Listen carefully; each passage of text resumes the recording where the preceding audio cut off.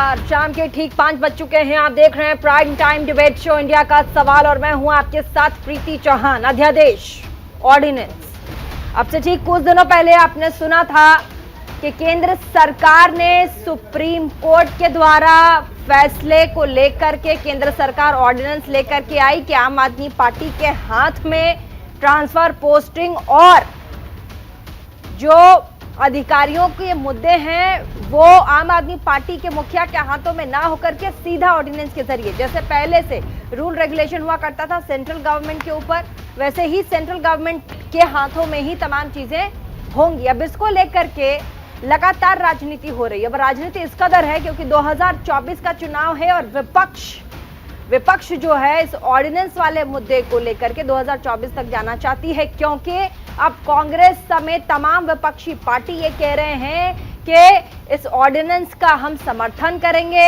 और साथ ही इसको लेकर के आगे तक जाएंगे। तो एक तरफ प्रधानमंत्री मोदी हैं, बीजेपी की तरफ से कहा जा रहा है कि प्रधानमंत्री मोदी हैं जो विदेशों में जाकर के भारत का मान सम्मान बढ़ाने में लगे हैं, तो वहीं दूसरी ओर विपक्ष 2024 में बीजेपी को कड़ी टक्कर देने की कवायद में जुट गया।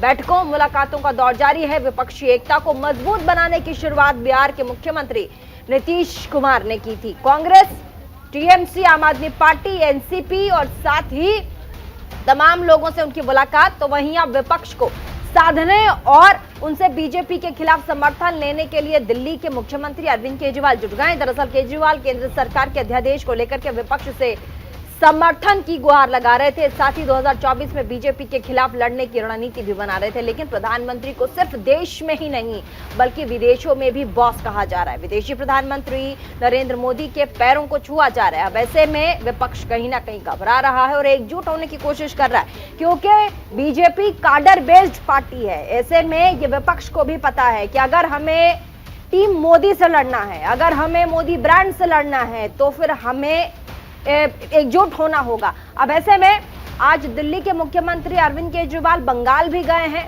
मुख्यमंत्री ममता बनर्जी से उनकी मुलाकात है। लाइव तस्वीरें भी आप स्क्रीन पर देख सकते हैं। क्या कुछ कह रहे हैं, एक बार जल्दी से फटाफट सुनकर वापस आते हैं, उसके बाद फिर आप डिबेट में आगे बढ़ेंगे। इनका ऑर्डिनेंस गलत है। इन लोगों ने जिस तरह से डेमोक्रेसी का मजाक बना दिया है, जहां भी 3 तरीके से ये चुनी हुई सरकारों को तंग कर रहे हैं। एक, पहली चीज कि जहां पे बीजेपी की सरकार नहीं बनती वहां ये एमएलए खरीद के सरकार गिरा देते हैं उस पार्टी की और अपनी बीजेपी की सरकार बना लेते हैं। दूसरा, जहां बीजेपी की सरकार नहीं बनती वहां ये ईडी और सीबीआई को इस्तेमाल करके दूसरी पार्टी के एमएलए को डराते हैं, धमकाते हैं, उनको तोड़ लेते हैं और उनकी सरकार गिरा के बीजेपी की सरकार बना लेते हैं। तीसरा, जहां बीजेपी की सरकार नहीं बनती वहां कानून का गलत इस्तेमाल करके गवर्नर के जरिए ऑर्डिनेंस पास करके ये तरह तरह से उस नॉन बीजेपी गवर्नमेंट को काम ही नहीं करने देते। हमने वेस्ट बंगाल में भी देखा गवर्नर कैसे तंग कर रहे हैं, तो हमने वहां भी देखा, पंजाब में भी देख रहे हैं, जो पूरे तमिलनाडु में देख रहे हैं, तेलंगाना में देख रहे हैं किस तरह से गवर्नर तंग कर रहे हैं। और अब दिल्ली के अंदर इन्होंने जो किया वो तो बिल्कुल ही जनतंत्र के खिलाफ है। देश की जनता को ये देख के अब इस अहंकारी सरकार को हटाना चाहिए। तो एक तो मैं दीदी का शुक्रिया अदा करना चाहता हूँ कि राज्यसभा के अंदर इन्होंने कहा कि हम सपोर्ट करेंगे, और मैं समझता हूँ कि अगर राज्यसभा में ये बिल गिर जाता है तो ये एक तरह से सेमीफाइनल हो जाएगा 2024 का। और मैं अब भगवंत मान जी को रिक्वेस्ट करता हूँ। बहुत बहुत धन्यवाद। सबसे पहले ममता दीदी, मैं पहली बार बंगाल में आया हूँ और इतना इन्होंने हमें मान सम्मान दिया और उसके लिए मैं धन्यवाद करता हूँ। आपका नाम भी तो मान है। Thank you. और सेंट्रल हॉल में बहुत बार मिलते रहे। लोकसभा में जब मैं था तो बहुत से गलत जो बिल आते थे उनका मिलके तृणमूल कांग्रेस के साथ मिलके हम उसका विरोध करते रहे, वेल में भी जाते रहे और हम बहुत से बिलों को वापस भी करवाते रहे। और जिस कमेटी का मैं मेंबर था उसके चेयरमैन जो थे सुदीप जी वो उनके चेयरमैन थे। तो एफसीआई और पब्लिक डिस्ट्रीब्यूशन। सो बंगाल और पंजाब का बहुत जो रिश्ता है वो बहुत मजबूत है। आज़ादी का संघर्ष जब चलता था तो बंगाल और पंजाब आपस में शहीद आजम भगत सिंह भी लाहौर से सीधा कोलकाता आते थे और यहाँ से उनके जो जितने भी आज़ादी के परवाने थे उनके साथ मीटिंगें चलती थी। अभी भी पंजाब से बहुत बड़ा नाता है, क्योंकि बहुत भारी संख्या में पंजाबी जो हैं वो बंगाल में रहते हैं। ट्रांसपोर्ट का बिजनेस है, दूसरे बिजनेस हैं। तो जैसा कि अरविंद जी ने बताया, ये लोकतंत्र को अपने पक्ष में करने के लिए कोई भी तरीका अपनाने लगे हैं सेंटर सरकार वाले। यहाँ तक कि मेरी 117 में से 92 एमएलए, बहुत बड़ा मैंडेट है, फिर भी मुझे अपने बजट सेशन को जो है चलाने के लिए सुप्रीम कोर्ट जाना पड़ा। सुप्रीम कोर्ट से ऑर्डर है कि राज्यपाल रोक नहीं सकता, बजट सेशन चलना चाहिए। इस लेवल तक तो देखिए विपक्ष कैसे एकजुट हो रहा है। आपने देखा पूरा का पूरा आम आदमी पार्टी का कुनबा, चाहे वो भगवंत मान हो या फिर अरविंद केजरीवाल हो, राघव चड्ढा हो, ममता बनर्जी से मिलने पहुंचे हैं। और आपको याद भी होगा, ममता बनर्जी भी यही कह रही हैं कि 200 सीटें हम लोग दिलवा देंगे कांग्रेस को, बस हमारे रास्ते से कांग्रेस हट जाए। अब ऐसे में बात बनेगी नहीं बनेगी ब्रांड मोदी, और ऐसे में अब हम आपको तस्वीरें भी दिखा रहे हैं, क्योंकि प्रधानमंत्री नरेंद्र मोदी सिडनी ऑस्ट्रेलिया के दौरे पर हैं और ऐसे में उनका भव्य स्वागत भी किया गया। तो एक तरफ ब्रांड मोदी, एक तरफ द बॉस मोदी और दूसरे तरफ विपक्ष। तो ऐसे में सबसे पहले तस्वीरें आप देखिएगा जब प्रधानमंत्री सिडनी पहुंचे और उसके बाद कैसे उनका भव्य स्वागत हुआ, और दूसरी तरफ क्या कुछ कहा गया प्रधानमंत्री के लिए, ये भी सुनिएगा। प्रधानमंत्री, याद रखिएगा, देश के प्रधानमंत्री, भारत के प्रधानमंत्री पूरे देश का प्रतिनिधित्व ऑस्ट्रेलिया में करते हैं।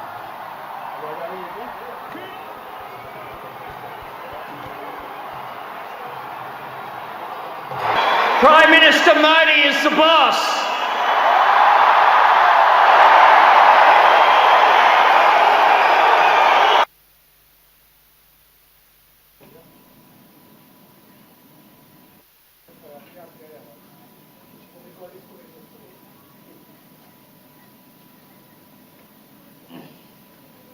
तो दूसरी तरफ कल अरविंद केजरीवाल से नीतीश कुमार मिलने पहुंचे, और साथ ही नीतीश कुमार जिस तरीके से विपक्षी पार्टियों की अगुवाई कर रहे हैं वो भी इस वक्त देखते बन रहा है 2024।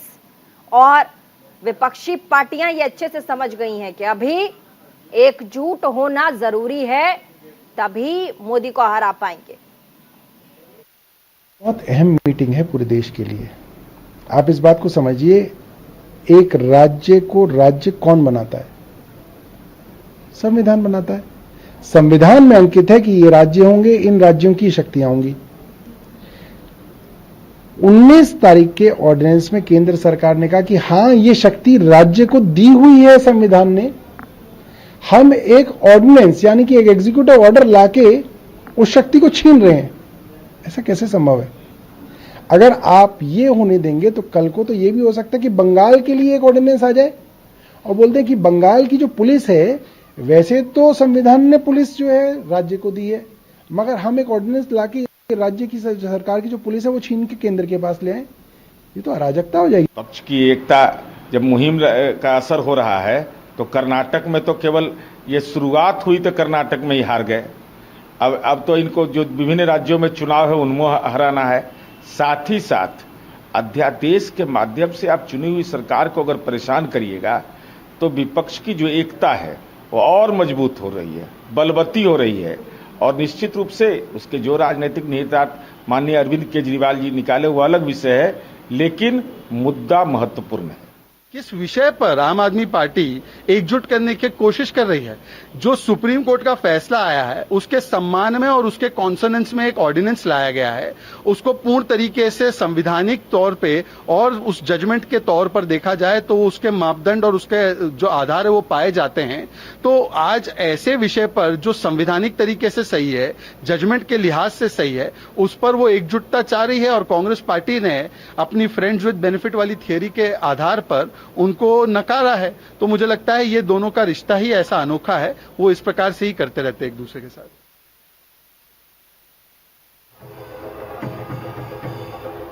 और चलिए आगे बढ़ेंगे, चलिए हम मिलवा देते हैं आपको तमाम मेहमानों से जिस वक्त आज चर्चा में हमारे साथ शरीक होंगे। अमिताभ तिवारी राजनीतिक विश्लेषक हमारे साथ होंगे, मनीष गुप्ता राजनीतिक विश्लेषक स्टूडियो में होंगे। हालांकि मनीष जी जब भी आते हैं फोन पे ही बिजी होते हैं, देख सकते हैं आप लोग। धनंजय गिरी प्रवक्ता बीजेपी हमारे साथ, सैयद जवाद होंगे राजनीतिक विश्लेषक स्टूडियो से, डॉक्टर टीना कनवीर प्रवक्ता कांग्रेस की होंगी हमारे साथ, और साथ ही घनेंद्र भारद्वाज प्रवक्ता आम आदमी पार्टी के होंगे। अध्यादेश तो बहाना है धनंजय जी, 2024 की चढ़ाई करना एक इशारा है।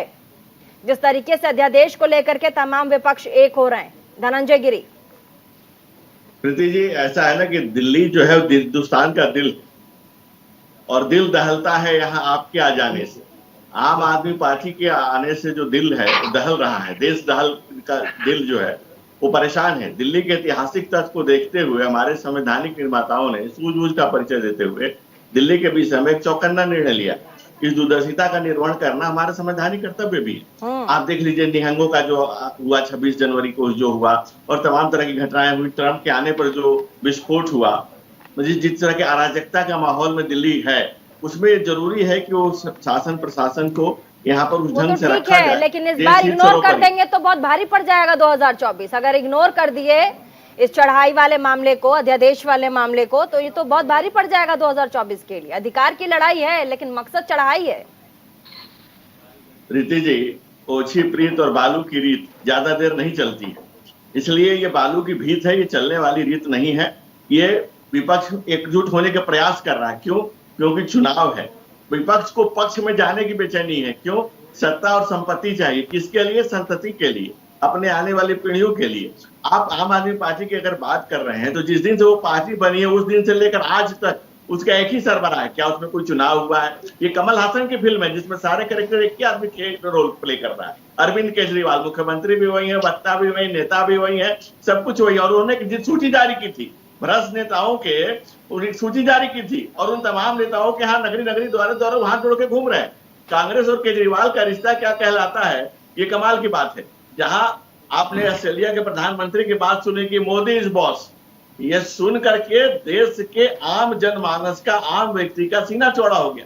उनके मन में खुशी हुई कि हाँ, हमारा सरबराह, हमारा प्रधानमंत्री, हमारा जो लोकतंत्र का रखवाला है, वो सरकार ऐसी हाथों में है, ऐसी मजबूत हाथों में है कि भारत दिन दुनी रात चौगुनी तरक्की कर रहा है। आज सत्ता से अपेक्षा दुगनी हुई है। लेकिन ये अपेक्षा का कारण क्या है? क्योंकि हम सरकार जो है वो डिलीवर कर रही है। मुर्दा सर से कोई उम्मीद थोड़ी करता है, मुद्दा बेस्ड जो सरकार होती है उसी से उम्मीद करता है। आम आदमी पार्टी का ये विपक्ष को एक करने की घनेंद्र भारद्वाज, ठीक है घनेंद्र भारद्वाज आम आदमी पार्टी के प्रवक्ता। घनेंद्र जी, विपक्ष तो बहाना है, मुद्दा तो दिल्ली में अपनी सरकार को सिर्फ बचाना है। आपको अपनी सरकार और अपने अधिकारियों को अपने पाले में लेने के लिए और राज्य के मुख्यमंत्रियों की जरूरत पड़ रही है। इतनी कमजोर आम आदमी पार्टी। देखिए प्रीति जी, दिल्ली के 2 करोड़ लोगों ने एक बार नहीं 3-3 बार अरविंद केजरीवाल को मुख्यमंत्री बनाया है। हमें शासन के लिए चुना है। किसी केंद्र सरकार को थोड़ी वोट पड़ा था, किसी एलजी को थोड़ी वोट पड़ा था, किसी अमित शाह को थोड़ी वोट पड़ा था। वोट अरविंद केजरीवाल को पड़ा है तो सरकार भी अरविंद केजरीवाल चलाएंगे। और देश की सबसे बड़ी कोर्ट, सबसे बड़ी संवैधानिक बेंच ने एक निर्णय दिया। 8 साल लगातार सुनवाई, 8 साल में पूरे संविधान को खंगाला गया। और उसके बाद सीजीआई जो उसको हेड कर रहे थे कॉन्स्टिट्यूशनल बेंच को, उन्होंने कहा कि दिल्ली की सरकार के पास शक्ति है। आप एक कागज का टुकड़ा लेके आओगे रातों रात और आप कहोगे कि सरकार के पास कोई शक्ति नहीं है। दिल्ली की सरकार की सारी शक्ति हमने छीन ली और कह रहे हैं कि संविधान कह रहा है, लेकिन मोदी जी नहीं चाहते। मोदी जी कागज का टुकड़ा लेके आ गए और दिल्ली की सरकार की सारी शक्तियां ले ली। इस तरीके से थोड़ी देश चलेगा। आज सवाल अरविंद केजरीवाल आम आदमी पार्टी का नहीं है, सवाल देश का है कि ये देश लोकतंत्र से चलेगा, संविधान कायदे कानून से चलेगा, या तानाशाही गुंडागर्दी से चलेगा, या तुगलकी फरमान से चलेगा। ठीक है, अब मेरे सवाल का जवाब, जो मैंने सवाल पूछा उसका जवाब घनेंद्र जी। मैं वही कह रहा हूं कि आज अरविंद केजरीवाल जी पूरे देश के विपक्षी दलों के नेताओं से मिल रहे हैं, और क्योंकि ये ऑर्डिनेंस पार्लियामेंट में जाएगा, इसलिए अरविंद केजरीवाल जी अपने कुनबे को, क्या अपनी सरकार को दिल्ली में बचाने के लिए आपको दूसरे मुख्यमंत्रियों का सहारा लेना पड़ रहा है? मैं कह रहा हूँ प्रीति जी, सरकार बचाने की और उसकी कोई बात ही नहीं है। हमें 70 में से 62 सीटें मिली हैं। तो अधिकारों की लड़ाई के लिए दूसरे मुख्यमंत्रियों की जरूरत पड़ रही है, अधिकारों की लड़ाई के लिए भी। अरे प्रीति जी, आप सुनने को तैयार नहीं हो। मैं जो आप, या तो आप सुनना नहीं चाहती, या फिर अगर मुझे बुलाए तो कम से कम मेरा वर्जन ले लीजिए, उसके बाद काउंटर क्वेश्चन लेना आप। पहले वर्जन मैं आपको क्या कह रहा हूँ, बोलिए मैं आपको क्या कह रहा हूँ, आप मैं फिर वही कह रहा हूँ, बोलिए अपनी बात रखिए। आप जो कह रही हो, दिल्ली के लोगों ने हमें मैंडेट दिया है और बहुत बड़ा हिस्टोरिकल मैंडेट दिया, 70 में से 62 सीटें, लेकिन हो क्या रहा है कि जिस तरीके से नरेंद्र मोदी जी की सरकार दिल्ली की सरकार की शक्तियों को छीनने का प्रयास करी है। कल क्या होगा, कल एक और ऑर्डिनेंस आ जाएगा कि बंगाल की पुलिस केंद्र सरकार ने ले ली, बोलेंगे जी हमें अधिकार है ऑर्डिनेंस लाने का, क्योंकि अहंकार इनका 7वें आसमान पे, कहते हैं कि हमें बहुमत है लोकसभा राज्यसभा में, हम जो चाहेंगे वो कर लेंगे। कल को मोदी जी एक ऑर्डिनेंस लेके आ जाएंगे कि जब तक मैं जिंदा रहूंगा देश का प्रधानमंत्री मैं ही रहूंगा, जब तक बीजेपी रहेगी तब तक देश में ऑर्डिनेंस एक सेकंड अभी नहीं काउंटर, एक सेकंड गणेंद्र जी, ऑर्डिनेंस लाया क्यों गया था गणेंद्र जी ऑर्डिनेंस लाया क्यों गया था? क्या ऑर्डिनेंस इसीलिए लाया गया था ना, आप लोग अपने अधिकारों की बात कर रहे थे कि हमारे जितने भी ब्यूरोक्रेट्स हैं जो दिल्ली में है पोस्टेड, वो हमारे अंदर आए, हम जो कहें हम उन्हें, जो हमारे अधिकारी हैं वो हमारा अधिकार है, तो इसी पे ऑर्डिनेंस आया है ना। तो मैं कह रही हूँ आपके अधिकारों के लिए जो ऑर्डिनेंस लाया गया है कि नहीं, ऐसे जो सुप्रीम कोर्ट का वर्डिक्ट था उसके बाद ऑर्डिनेंस आया है, मैं कह रही हूँ आपको क्या अपनी लड़ाई के लिए दूसरे मुख्यमंत्रियों का साथ चाहिए अपने अधिकारों के लिए? यही तो सवाल है। मैं आपको क्या कह रहा हूँ कि ये आप तो अपनी बात कर रहे हैं जो लगातार मीडिया में चल रहा है, आप लगातार आपकी पार्टी कह रही है कि हमसे हमारा अधिकार छीना जा रहा है, हमसे हमारा जो हम मैंडेट से जीत कर आए हैं वो अधिकार नहीं दिया, वो तो ठीक है, लेकिन मैं कह रही हूँ आपको अपने अधिकार के लिए क्या दूसरे राज्यों के मुख्यमंत्री की जरूरत है? मैंने आपको क्या कहा कि देश के सभी राज्यों के साथ हो सकता है, अगर दिल्ली के साथ हो सकता है, कल एक ऑर्डिनेंस आएगा, बंगाल की सरकार की शक्तियां छीन लेंगे, 48 करोड़ रुपए घर बनवाने में लगाएंगे और जब पब्लिक में जाएंगे तो नीली शर्ट पहन के निकल जवाब नहीं दे रहे आप, नहीं जवाब नहीं दे रहे आप गणेंद्र जी, माफ कीजिएगा, जवाब नहीं दे रहे आप, जवाब नहीं दे रहे और भी मेहमान हमारे साथ आगे बढ़ेंगे, हमारे साथ और भी लोग हैं, हमारे साथ टीना कनवीर है, प्रवक्ता कांग्रेस की। एक सेकंड गणेंद्र जी, और भी लोग हैं, सभ्यता के साथ डिबेट कीजिए। गणेंद्र भारद्वाज, और भी लोग हैं, सभ्यता के साथ डिबेट कीजिए। आप जवाब अगर नहीं दे रहे तो और भी लोग हैं, उनको बोलने का मौका दीजिए। टीना कनवीर हमारे साथ, कांग्रेस की प्रवक्ता। टीना, अध्यादेश एक बहाना, समर्थन है जुटाना, और 2024 में देखिए अपना झंडा है गाड़ना। देखिए, ये जो ऑर्डिनेंस जो आया है, इस पर कांग्रेस पार्टी का यही कहना है कि जिस तरीके से ऑर्डिनेंस आया है उस पर अभी स्टेट यूनिट पर चर्चा की जाएगी, स्टेट यूनिट से बात की जाएगी, उसके बाद ही फैसला लिया जाएगा कि कांग्रेस पार्टी इसके समर्थन में है या नहीं है। इसके बाद आप देखेंगे कि अजय माकन जी ने जिस तरीके से मीडिया में आकर बात की, और उनका कहना है, क्योंकि पार्टी के वरिष्ठ नेता है, उनका कहना है कि अगर हम इस ऑर्डिनेंस के साथ चलते हैं तो वो जो है कि हम उन लोगों के साथ भेदभाव करेंगे जो कि पहले मुख्यमंत्री रह चुके हैं, जैसे शीला दीक्षित के साथ, इनके साथ एक तरीके से भेदभाव होगा। क्यों होगा भेदभाव? क्योंकि उनके पास ये सब विशेषाधिकार नहीं थे जो कि अब केजरीवाल जी चाहते हैं कि उनके पास एक ऐसे विशेषाधिकार हों जो कि आज से पहले कभी लागू नहीं किए गए। इससे पहले आप देखिए मुख्यमंत्रियों के पास ऐसे कोई इस तरीके के विशेषाधिकार नहीं प्राप्त थे। तो ये जो है ये बाबा साहब के संविधान के खिलाफ होगा अगर हम इस ऑर्डिनेंस के साथ चलते हैं तो। जी ठीक है, सही है जवाब।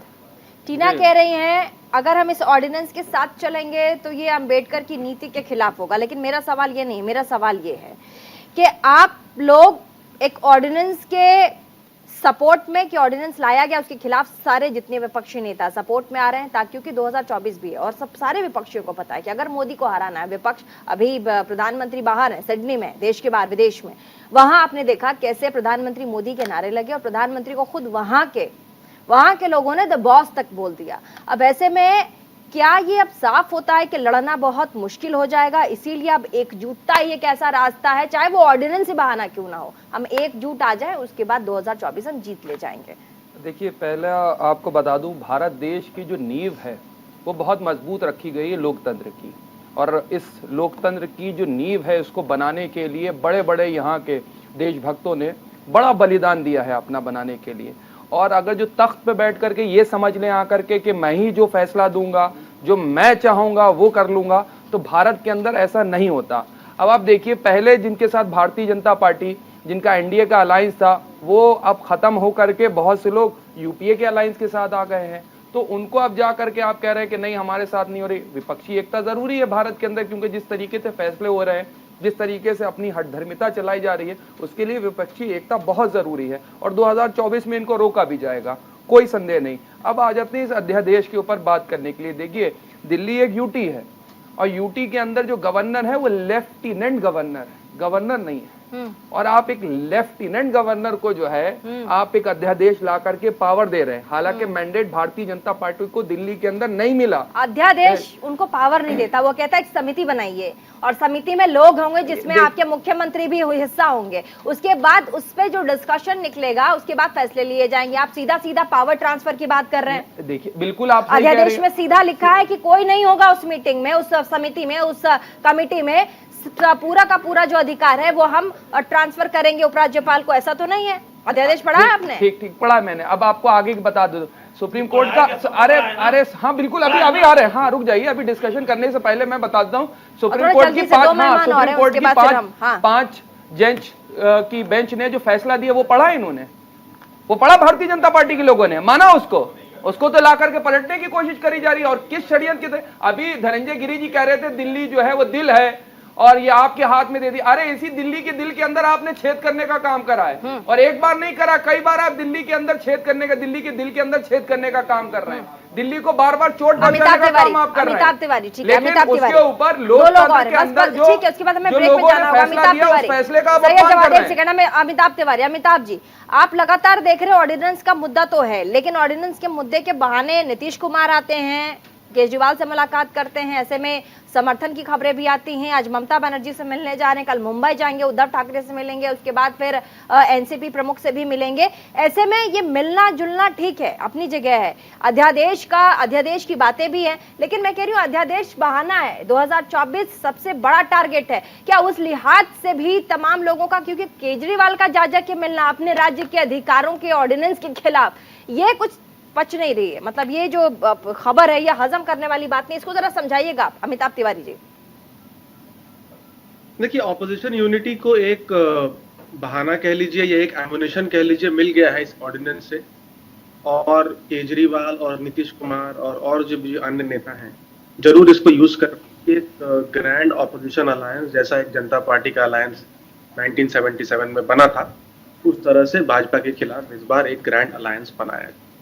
हालांकि हम यहाँ पे यहीं पे देख रहे हैं कि उस ऑपोजिशन, किसी भी ग्रैंड ऑपोजिशन अलायंस में कांग्रेस का होना बहुत जरूरी है। और कांग्रेस कर्नाटक की जीत के बाद इस बात को साबित करती है कि किसी भी ऑपोजिशन अलायंस को लीड करने की ताकत और उसके पास ही है आज की डेट। और यहीं पर जो एक विरोधाभास है इस अलायंस का, इसी डिबेट में आपके सामने उभर कर आ चुका है कि कांग्रेस की प्रवक्ता कह रही हैं या अभी भी टू माइंड्स में हैं कि जो अध्यादेश के ऊपर जब राज्यसभा में वोटिंग होगी, क्योंकि वहां पे एनडीए के पास 110 सीटें हैं और बिल को पास करने के लिए 120 का सपोर्ट चाहिए, अभी भी क्या कांग्रेस आम आदमी पार्टी को सपोर्ट करेगी या नहीं करेगी? इसमें प्रॉब्लम यह है कि कांग्रेस और आम आदमी पार्टी दोनों का जो वोट ब्लॉक है, वोट शेयर है, वो सेम लोग हैं। आपको ध्यान होगा आज अगर आम आदमी पार्टी का 54-55% वोट शेयर है। नहीं, टीना करवीर यहाँ बैठी है कांग्रेस की प्रवक्ता, वो तो सपोर्ट कर रही हैं, अध्यादेश के खिलाफ ही बोल रही हैं। नहीं, खिलाफ बोल रही हैं, नहीं खिलाफ बोल रही हैं, वो तो कह रही है कि अगर हम इसका सपोर्ट करेंगे आम आदमी पार्टी का, तो जो पिछले हमारे मुख्यमंत्री थे उनके खिलाफ इनजस्टिस होगा, क्योंकि उनके पास ऐसी पावर्स नहीं थी। यही तो कह रही है मैम मेरे हिसाब से। ठीक है, तो मनीष गुप्ता जी, ठीक है मनीष गुप्ता जी बोलिए। मनीष जी, देखिए, इस समय देश में क्या चल रहा है। माननीय अरविंद केजरीवाल जी को मैंडेट दिया कि आप सरकार चलाइए। जाहिर है इस देश का हर मुख्यमंत्री, प्रधानमंत्री जो भी होता है वो 10, 12, 15 जिम्मेवारियां लेता है और उन पर कड़ी मेहनत करता है। केजरीवाल जी ने कितने पद लिए, कितने विभाग लिए? नीलबटा सन्नाटा। अब काम इनके पास कोई है नहीं। भ्रष्टाचार की जिम्मेवारी इन्होंने सत्येंद्र जैन जैसे और सिसोदिया जैसे लोगों को दे दी। अब ये सिर्फ और सिर्फ राजनीति करने के लिए, कभी ममता दीदी के यहाँ, कभी नीतीश कुमार के यहाँ, ये कर रहे हैं। अरे भाई काम कर लो। बस इन्होंने क्या करना है कि मुझे ट्रांसफर करना है, यानी अधिकारियों को धमकाना है। और ये ऑर्डिनेंस क्यों आया है कि 3 वरिष्ठ अधिकारियों ने शिकायत की कि जैसे ही ऑर्डर आया, बिना ऑर्डर की एक्चुअल कॉपी आए, बिना फिजिकल कॉपी आए, इन लोगों ने उनके ऑफिस में जाके वहां से डाटा निकाल लिया, फाइल चोरी कर ली, फोटोकॉपी कर ली। अरे ऐसा लगा जैसे कि ये केजरीवाल के पास अगर ये पावर और आई तो एनआरकी हो जाएगी। आपको बता दूं, जो लोग मोदी सरकार पर ये आरोप लगाते हैं कि ये राज्य सरकार को परेशान कर रहे हैं, अरे केंद्र के पास तो 356 जैसी पावर है, इनको अभी 1 सेकंड में हटा दें। लेकिन पूर्ववर्ती सरकारों ने लगभग 100 से ज्यादा बार, एक मिनट मैं पूरी बात करूं, 100 से ज्यादा बार 356 आगे उनकी सत्ता हटा दी। यहां आपको परेशान करने की क्या जरूरत है? अरे भगवंत मान की सरकार में वहां पे जब उनको मारने का जैसा प्लान बन गया, पंजाब सरकार में, सॉरी भगवंत मान कह रहा हूं, पंजाब सरकार तब भी 356 नहीं लगाई, तो यहां तो कोई बात ही नहीं है। अगर आप वो घनेन्द्र भारद्वाज क्या कह रहे हैं कि बंगाल की पुलिस को ले लें, मतलब कहीं आसमान से उड़ के आ रहे हो भैया। इस देश में 70 सालों में किसी एक सरकार ने, किसी भी सरकार ने किसी राज्य की पुलिस, किसी राज्य का लैंड, किसी राज्य का रेवेन्यू ले लिया है क्या? नहीं लिया है। तो फालतू की बातें क्यों कर रहे हो? जम्मू कश्मीर में क्या करा गया था? 370 पूरी बात कर लूं मैं। तो मेरा कहना यह है कि अगर केंद्र सरकार के पास संविधान की प्रदत्त पावर है, ऑर्डिनेंस देने की पावर है और 6 महीने चलाने की पावर है, तो चला रहे हैं। और ये राष्ट्रपति के विवेक से उन्होंने, राष्ट्रपति ने साइन किया है। ऑर्डिनेंस पर प्रश्न उठाने का मतलब है आप राष्ट्रपति पर प्रश्न उठा रहे हैं, जो कि सर्वथा गलत है। तो संवैधानिक तौर पर सुनिए संवैधानिक तौर पर आप के लिए सुप्रीम कोर्ट में गए, इससे पहले जब भी सुप्रीम कोर्ट का जजमेंट आया था, जब सुप्रीम कोर्ट का जजमेंट आया था, तब कैसे आप लोगों ने शोर मचाया था? एक मामूली 80 साल की वृद्धा शाहबानो थी, उसके केस में जजमेंट आया, तो कैसे आपने देश को चलाने का विरोध करते हो? फिर कैसे आपने विरोध करते हैं? और राजीव विरोध क्यों आग लगी होती है? क्यों लगी होती है? और लगी होती है? आपके क्या मुंह में दही जम गया था क्या? अच्छा, मीठा मीठा गप और कड़वा कड़वा धू धू, आपके मुंह में दही जम गया था क्या? अरे तुम्हारी नीति लाशें कहाँ से होते हो भाई? आज इधर होगा, फिर उसने बोला अगर अपनी हद से आगे जाएगी तो कार्यपालिका उसकी सीमा तय करेगी। न्यायपालिका के अगर एक निर्णय के ऊपर अभी डिविजनल बेंच का फैसला बाकी है, केंद्र सरकार ने डिविजनल बेंच में अपील करी हुई है, उसका जब तक फैसला नहीं आएगा तब तक आप सुप्रीम के ऑर्डर को एग्जीक्यूट नहीं करेंगे, क्योंकि ऑर्डिनेंस में आ गया। टीना कानवीर, क्या इस ऑर्डिनेंस के खिलाफ कांग्रेस पार्टी, आम आदमी पार्टी को समर्थन देगी? देखिए, अभी मैंने जैसे कि पहले बताया कि अभी हमारे नेता जो हैं इस पर निर्णय लेने में अभी निर्णय नहीं ले पा रहे, क्योंकि उनका कहना है कि अभी इसके ऊपर जो कि स्टेट यूनिट तय करेगी कि क्या करना है आगे। क्योंकि जिस तरीके से आप देखेंगे कि हम, जैसे मैंने पहले कहा कि बाकी जो मुख्यमंत्री जो पहले के रहे हैं उनके साथ ये इस तरीके के विशेषाधिकार नहीं मिल पाए थे, जिसकी वजह से ये होगा, उनके साथ डिस्क्रिमिनेशन, भेदभाव होगा। तो पार्टी का यही फैसला है। ठीक है, तो डिस्क्रिमिनेशन, भेदभाव की बात आप बोल रहे हैं, लेकिन नहीं अगर समर्थन, बड़ी आपको चीजें बता दो, जिस हिसाब से भारतीय जनता पार्टी का रवैया है, अरे गिरानी ये दिल्ली के अंदर सरकार गिराएंगे, इतनी और आने वाले वक्त में हो सकता है केजरीवाल को भी ये जेल भेजें। आने वाले वक्त में बड़े ऐसे कह रहा हूँ, केजरीवाल को भी मौजूद है, जिसका अंदेशा केजरीवाल ने दिखाया है, और हो सकता है दिल्ली की सरकारों को गिराएंगे। खोल के आना चाहिए सामने, खोल के सामने आना चाहिए, खोल के सामने आना चाहिए। एक सेकंड मनीष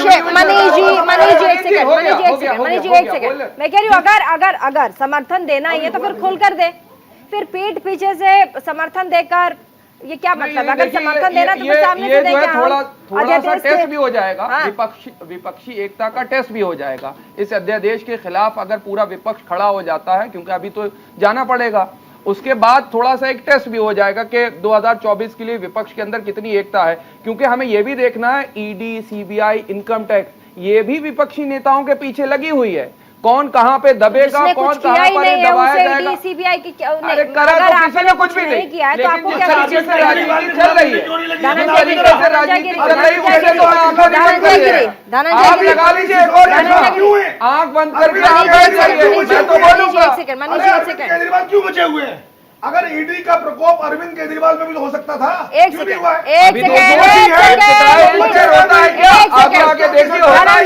नहीं प्लीज चिल्लाइए मत। धनंजय गिरी, अगर इस अध्यादेश के खिलाफ तमाम विपक्षी पार्टियां साथ आ जाती हैं, क्योंकि अभी तक खुलकर किसी ने समर्थन नहीं किया कि हम इस ऑर्डिनेंस के खिलाफ समर्थन देंगे, आम आदमी पार्टी की अगर आ जाती है, तो फिर इस पर बीजेपी का क्या टेक होगा? देखिए, इस अगर मगर इस डगर में कितने अगर और मगर हैं ये पता चल जाएगा। कांग्रेस को साफ किया केजरीवाल ने, दिल्ली में भी साफ किया, पंजाब में भी साफ किया। अब कांग्रेस पसोपेश में है कि जाए तो जाए कहां, किसको अपनाऊं मैं, किसको छोड़ूं।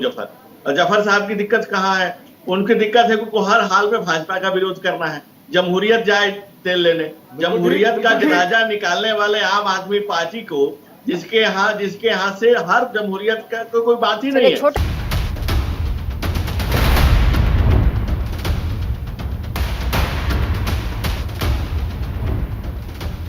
ब्रेक के बाद एक बार फिर से स्वागत आप सभी का। इंडिया के सवाल में वापस चलेंगे। धनंजय गिरी प्रवक्ता बीजेपी के, सबसे पहले उनका हम टेक सुनेंगे, उनकी बात सुनेंगे, उसके बाद आगे आम आदमी पार्टी की प्रवक्ता हमारे साथ घनेंद्र भारद्वाज, उनके पास चलेंगे। सबसे पहले धनंजय जी अपनी बात रखिए, पूरी कीजिए, उसके बाद काउंटर सवाल।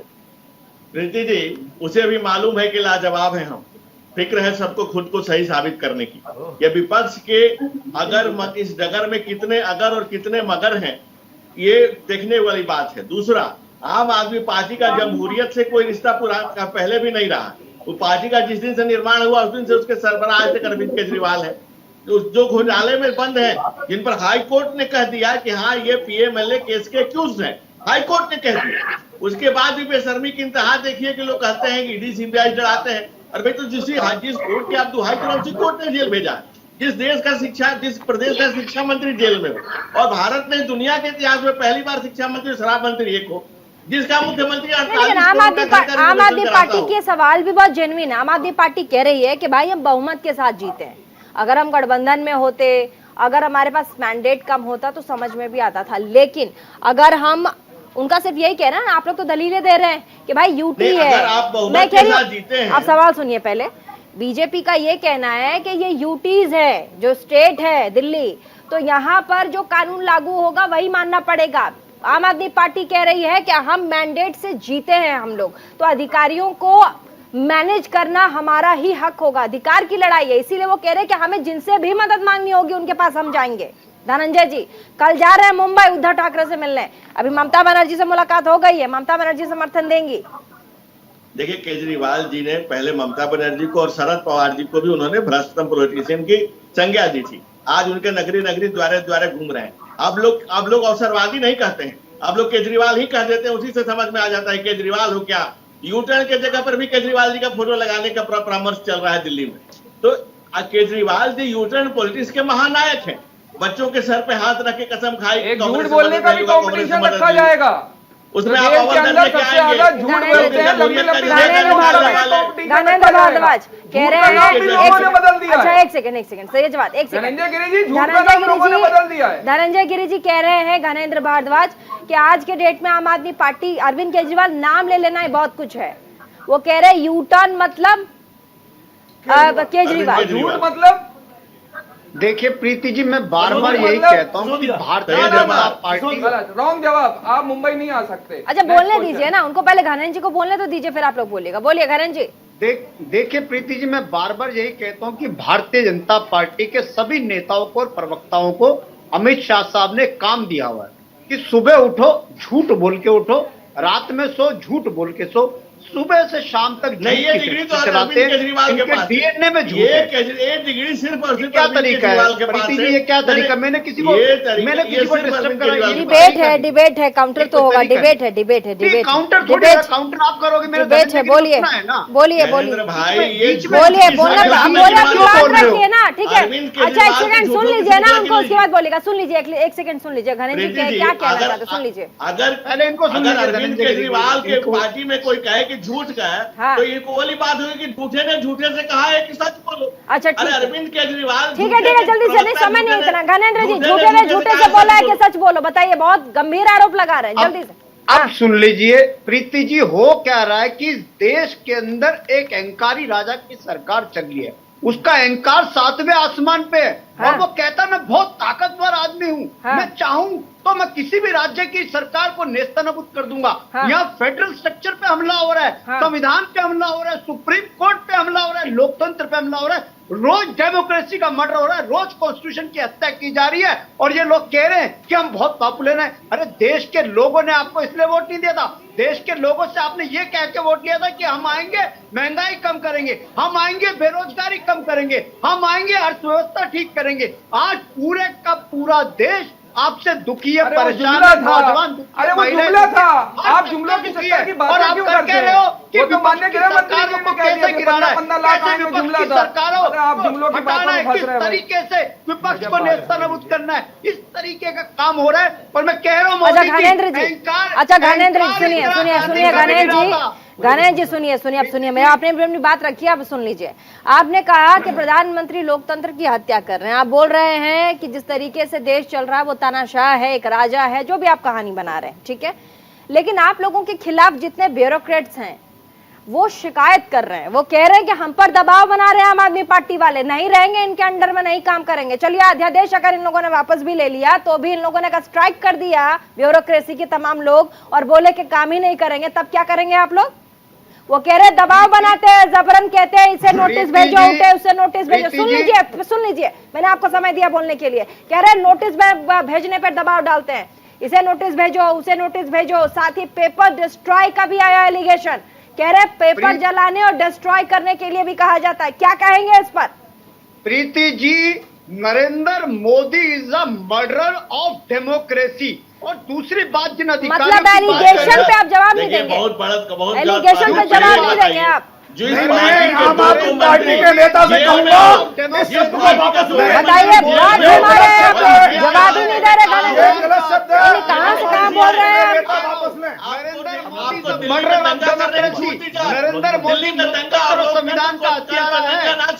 मनीष गुप्ता बोलिए, जवाब ही नहीं दे रहे। जब सवाल पूछ लिया तो जवाब नहीं देंगे आप लोग। प्रश्न पूछना चाहता हूँ मैं, आम आदमी पार्टी क्या कह रहे हैं? पूरे बीजेपी को फांसी की सजा हो, क्या कह रहे हैं? पूरी बीजेपी को फांसी हो जाए, पूरी बीजेपी सूली पर लटका दी जाए अगर इस देश में संविधान और लोकतंत्र को मानने के लिए फांसी की सजा हो तो। आप क्या कह रहे हैं? पूरे बीजेपी के लोगों को फांसी की सजा हो जाए? हाँ, ये लोग रोज डेमोक्रेसी का मर्डर क्या कह रहे हैं? संविधान और लोकतंत्र क्या कह रहे हैं? बोल बकिएगा, क्या बोल रहे हैं? संविधान और अरे जवाब दीजिए ना, एक सेकंड रुकिए, एक सेकंड घनेंद्र जी, ठीक है आप अपनी बात कर रहे हैं, लेकिन मैंने आपसे सवाल पूछा, जो ब्यूरोक्रेट्स आरोप लगा रहे हैं उस पर क्या जवाब है आपका? वो सब क्या जवाब है आपकी पार्टी का? वो उनके पीछे विनय सक्सेना खड़ा है, विनय सक्सेना उनसे शिकायत करवा रहा है। एलजी विनय सक्सेना के कहने पे अधिकारी, भ्रष्ट अधिकारी अरविंद केजरीवाल के खिलाफ लिख रहे हैं। अरविंद केजरीवाल नहीं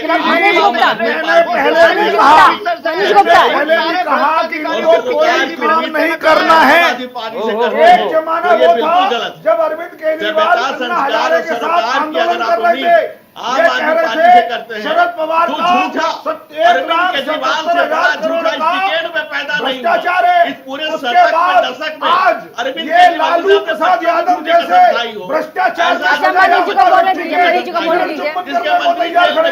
अरे लालू प्रसाद के भ्रष्टाचारी के चरण चुंबन करने वाले अरविंद केजरीवाल, कम से कम इस मौके पर तो ना बोलो, ये स्वीकार करो कि आप भ्रष्टाचारियों के साथ खड़े हो, लालू प्रसाद के साथ खड़े रिस्पॉन्ड करने देंगी? आप बता रहे हो गया मनीष जी, आपका जो वायदा था, जो आपके बहाने थे, वो सब अन्ना हजारे के साथ खत्म हो गए। हाँ, क्या दलील है साहब? आपके भ्रष्टों का शीश में टीना उसके बाद सैयद, ठीक है टीना को भी सुन लेंगे। मुझे लगता है कि केजरीवाल जी को टीना उसके बाद सैयद चाहिए, बोलिए। केजरीवाल को नहीं तो फांसी लगा दो, ये अच्छा शब्द है। तमाम बीजेपी के पार्टियों में आप लोगों के, कांग्रेस के भी कई लोग गए बीजेपी में, सबको फांसी पे लगा दे। अगर एक ब्यूरोक्रेसी पूरी लॉबी अगर शिकायत कर रही है, ये क्या प्रवक्ता के शब्द होते हैं ऐसे? आप लोग भी प्रवक्ता हैं। नहीं बात आपने पहले टीना बोलेंगी, पहले टीना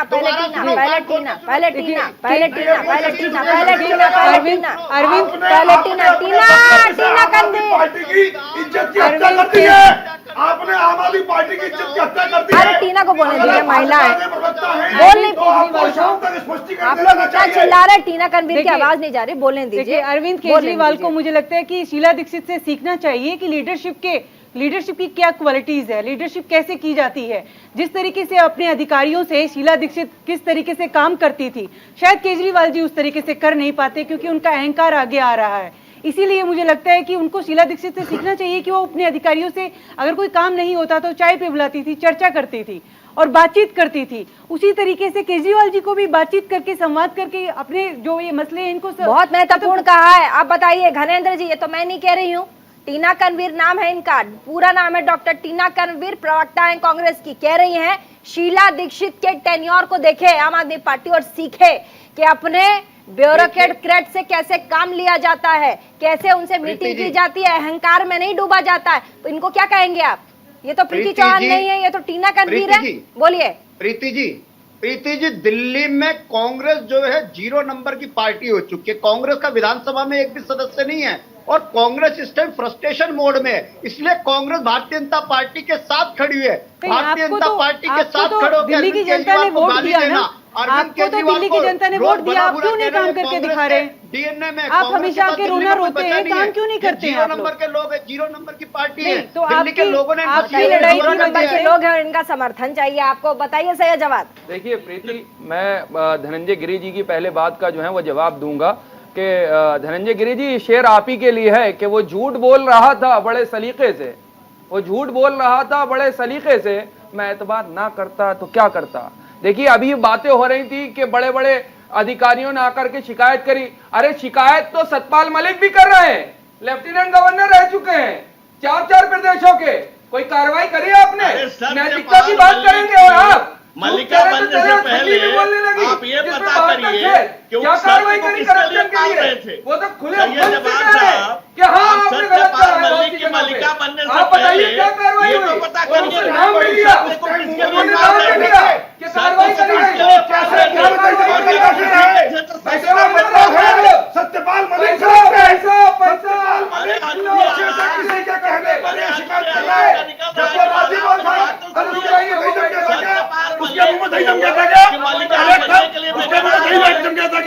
अरे शर्म नहीं आती? जब राज्यपाल बने बैठे मलाई खा रहे हैं, जब मलाई खा रहे हैं तब कोई बात नहीं, जब पद से हट गए बोलने दीजिए। अच्छा धनंजय कुछ धनंजय गिरी कुछ बोलना चाह रहे? धनंजय गिरी हाँ सेकंड और दीजिए। ये नैतिकता बहुत अच्छी है। हाँ। जब इनके साथ कोई होगा तो वो राष्ट्रवादी होगा। महबूबा मुफ्ती जब इनके साथ ये गठबंधन कर लेते हैं, जो वहां पर आतंकवादियों का समर्थन करने वाली पार्टी, तो इनकी नैतिकता ताक पे रख जाती है और वो जो है बड़ी भारी देशभक्त हो जाती है। जैसे ही इनका अलायंस खत्म हुआ उसके बाद उनका विरोध। अब धनंजय गिरी सुन लीजिए, धनंजय गिरी को भी क्या कह रहे हैं? धनंजय गिरी बोलिए। मराठाओं के ऊपर खंजर बोलिए, धनंजय गिरी को बोलने दीजिए। उसके बाद अमिताभ तिवारी। धनंजय गिरी बोलिए। सत्यपाल मलिक की मल्लिका बनने को बेकरार ये नहीं बता पा रहे हैं कि सत्य किसके लिए पाल रहे हैं। पहले तो मल्लिका आपकी बनी हुई है और उनको जम्मू कश्मीर की मल्लिका सल्तनत आप दे दी। नहीं, जम्मू कश्मीर की मल्लिका बनाया था, फिर उसके बाद गोवा की भी बनाया, 4 जगह की मल्लिका। संवेदनशीलता रखिए, गरिमा रखिए, डिबेट संवेदनशीलता रखिए, शब्दों पे कंट्रोल करिए। नहीं हमारी बड़ी विरोध कर उनकी सदस्य वो कांग्रेस का विरोध कर रहे हैं। मैं धनंजय गिरी जी अभी वो कार्यकर्ता जो है भारतीय जनता पार्टी। अमिताभ तिवारी ठीक है। आप लोग सदस्यता कब रद्द हुई बताएंगे? ठीक है अमिताभ जी जनता पार्टी के कार्यकर्ता है या नहीं? अच्छा ठीक है, अमिताभ तिवारी हमारे साथ में है, मैं पूछ लूंगी। अमिताभ जी, विपक्षों को लेकर के आगे आने की बात ठीक है, लेकिन 2 फाड़ जो है दिमाग से भी और सोच से भी और दिल से भी, अभी कैमरे पे दिखाने के लिए तो हाँ हम समर्थन देते हैं, हम आपके साथ हैं, लेकिन बाद में जिस तरीके से रिएक्शंस आते हैं, आपको लगता है कि ठीक है आप अध्यादेश बहाना बना रहे हैं ऑर्डिनेंस को, उसके बाद आप एकजुट होकर आगे चलने की कोशिश कर रहे हैं, लेकिन मुझे नहीं लगता है क्योंकि कांग्रेस ने अभी तक समर्थन नहीं दिया है। और ऐसे में क्या संसद में विपक्ष एकजुट होकर के इस ऑर्डिनेंस का विरोध करेगी? अमिताभ जी, मुश्किल है कि विपक्ष इस मुद्दे पे एकजुट हो जाए। पहले तो बीजू जनता दल और वाईएसआरसीपी ही शायद बीजेपी के पक्ष में वोट कर दें। दूसरा, कांग्रेस और आम आदमी पार्टी भी इस मुद्दे पे मुझे एक साथ आते हुए नहीं दिख रही है। हाँ। क्योंकि कांग्रेस और आम आदमी पार्टी की सबसे बड़ी प्रॉब्लम ये है कि आम आदमी पार्टी का जो भी ग्रोथ है वो कांग्रेस के एक्सपेंस पे हुआ है। आम आदमी पार्टी ने जो भी वोट आज लिया है वो कांग्रेस का वोट है। के ऊपर मैंने एक आज एनडीटीवी में एक आर्टिकल लिखा, 85% वोटर जो हैं आम आदमी पार्टी के पंजाब और गुजरात में वो कांग्रेस के थे पहले। तो ये अलायंस ही अननेचुरल है, क्योंकि इन दोनों के ही बीच में कंपटीशन है वोट लेने का पब्लिक से, तो ये दोनों एक साथ आ कैसे सकते? सबसे बड़ी बात तो ये है। तो विपक्षी एकता एक मिराज की तरह है। हर लोकसभा चुनाव से पहले कोशिश होती है कि विपक्ष सारा यूनाइट हो जाएगा, लेकिन ये पॉसिबल ही नहीं है, प्रैक्टिकल ही नहीं है। इससे और कर्नाटक में तो कांग्रेस बिना विपक्षी एकता के जीती है।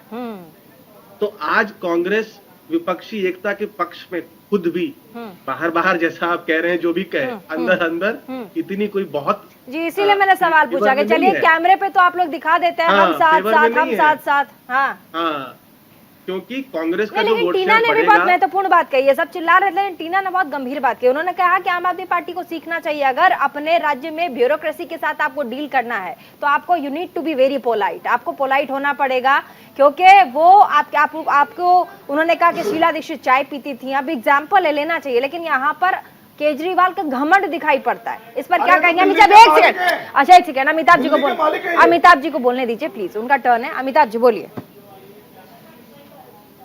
नहीं, देखिए, इसमें ब्यूरोक्रेसी और स्टेट जो मंत्री होते हैं उनके बीच जो रिलेशनशिप है वो ऐसी रहती है हर राज्य में। कोई मतलब दिल्ली में कोई यूनिक ऐसी पोजीशन नहीं है। हाँ। और जैसा कांग्रेस की प्रवक्ता कह रही है टीना जी, यहाँ पे 15 साल शीला दीक्षित ने भी एक तरह से सरकार चलाई है। हाँ।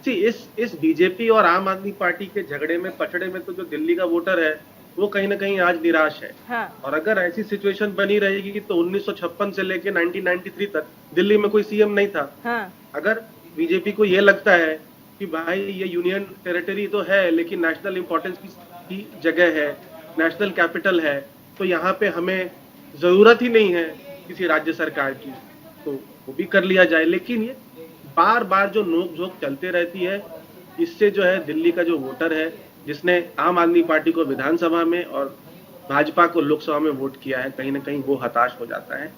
और इससे जो है कोई हमारी जो डेमोक्रेटिक जो इंस्टीट्यूशंस है। सही जवाब कुछ कहना चाह रहे हैं शायद आपसे। अमिताभ जी, एक नजरिया इसका ये भी देखिए, सुप्रीम कोर्ट को एक फैसला देता है और इससे पहले भी कई बार अध्यादेश ला चुके हैं, नो डाउट, उस पर कहने पर कोई गुरेज भी नहीं है।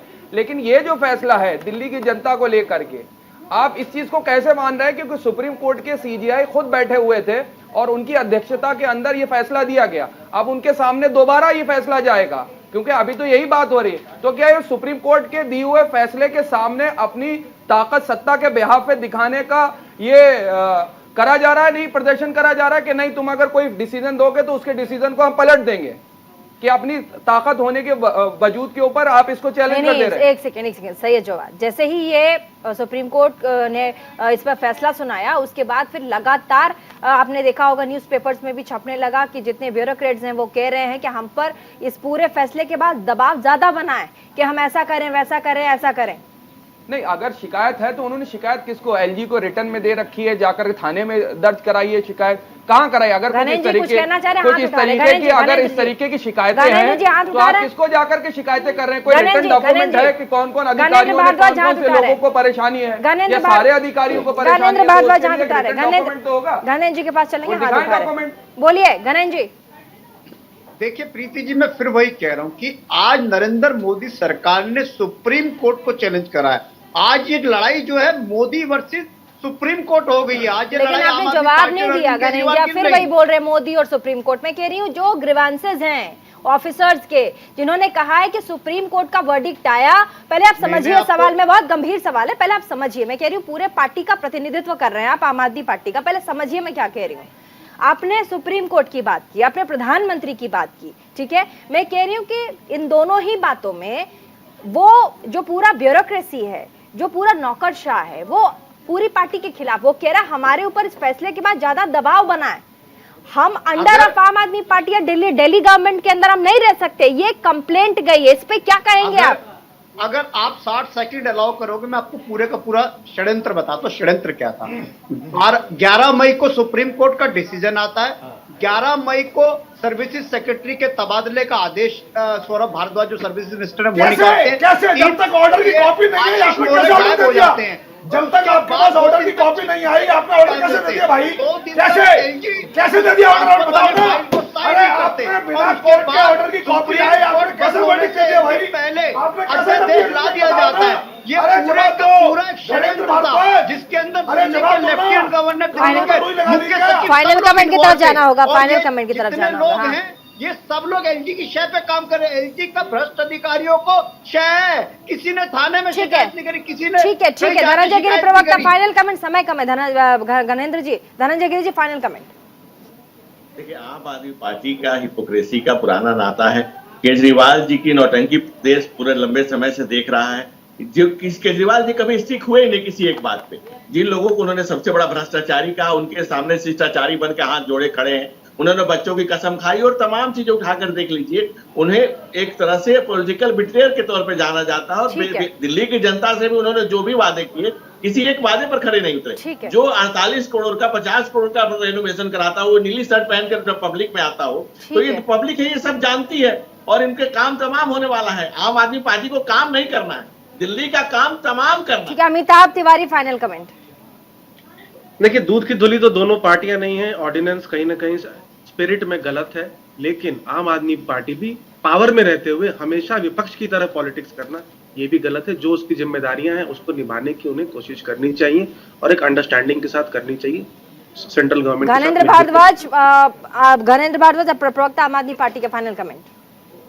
देखिए, मैं फिर ये कह रहा हूं कि आज लड़ाई अरविंद केजरीवाल और आम आदमी पार्टी की नहीं, आज लड़ाई लोकतंत्र और संविधान बचाने की, देश बचाने की है।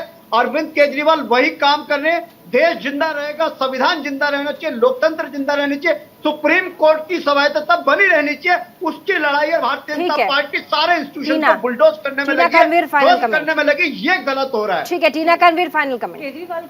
केजरीवाल को मैं एक सलाह देना चाहती हूँ कि पंजाब में रहने की बजाय दिल्ली में रहें और जितना हो सके, दिल्ली की जनता ने उनको चुना है तो दिल्ली की जनता के जो उन्होंने जो ख्वाब दिखाए थे बड़े बड़े, वो ख्वाब पूरे करें, क्योंकि दिल्ली की जनता को उनसे बहुत उम्मीदें हैं। ना कि वो इस बात का रोते रहें हर वक्त की केंद्र सरकार उन्हें काम नहीं करने दे रही है। जो उनको जिम्मेदारी दी गई है उनको पूरा करें। ठीक है, मनीष गुप्ता जी, फाइनल कमेंट दीजिएगा।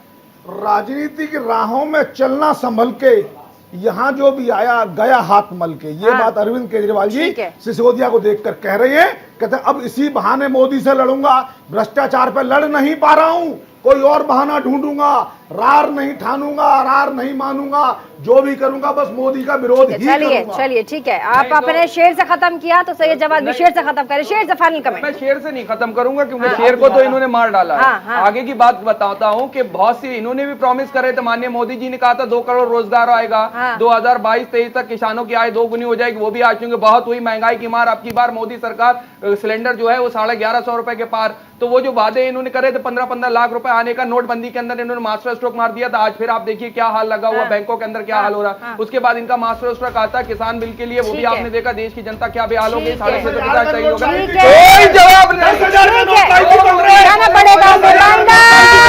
सेकंड प्लीज रुक जाइए आप सभी। और ऐसे में आपने देखा कैसे दिल्ली के अध्यादेश का मुद्दा, क्या ये नेशनल मुद्दा बनेगा? क्या तमाम राज्यों के मुख्यमंत्री अरविंद केजरीवाल के सपोर्ट में आएंगे? 2024 भी है, प्रधानमंत्री ब्रांड नरेंद्र मोदी हैं, दूसरी तरफ तमाम विपक्षी। इसीलिए कहा जा रहा है ये जो लड़ाई है आने वाले समय में विपक्षी वर्सेस प्रधानमंत्री नरेंद्र मोदी होने वाला है। आगे होगा क्या, इस पर हमारी नजर रहेगी। फिलहाल छोटे से ब्रेक के लिए रुकेंगे, कहीं मजा आएगा। देखते रहिए आपका prime time debate show India का सवाल।